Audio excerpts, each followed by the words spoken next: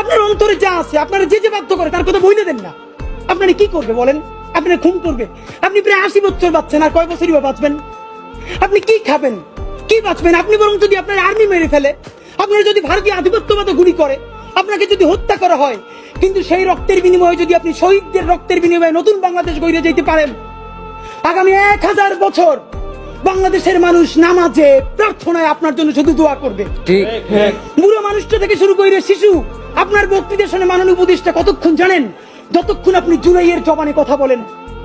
বাংলাদেশে গত 50 বছরে কোন রাষ্ট্রপ্রধানের 30 মিনিট 40 মিনিটের বক্তৃতা, রিক্সা চালক, ভ্যান চালক, সবজি বিক্রেতা, বিশ্ববিদ্যালয়ের প্রফেসর, ছাত্র জনতা আধা ঘন্টা বসে তার বক্তৃতা শুনে নজির নাই, যেটা আপনারটা হইছে। ঠিক।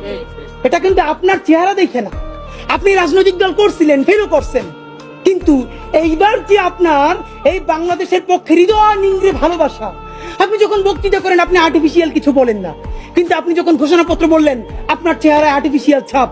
ইদানিং আপনি স্ক্রিপ্ট দেখে দেখে বক্তৃতা করেন, এগুলো আমরা চাই না। মাননীয় প্রধান উপদেষ্টা, আপনার একটা কথা বলি, আমরা আগেও বলেছি এই সরকারের সকল উপদেষ্টার এক পা অন্য দেশে, বিপদ হইলে ভাইগে যাবে, কিন্তু আমরা দৃঢ়ভাবে বিশ্বাস করি আপনি ভাগবেন না। এর প্রমাণ, আপনি যদি ভাগতেন পৃথিবীর কোন দেশ আপনারে রাখতে চায় না বলেন?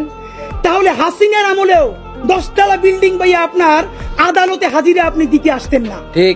আপনি তখনই বিদেশ থাকতে পারতেন। আপনি এই দেশে থাকতে চান বলেই আপনি আসছেন, আমরা বিশ্বাস করতে চাই।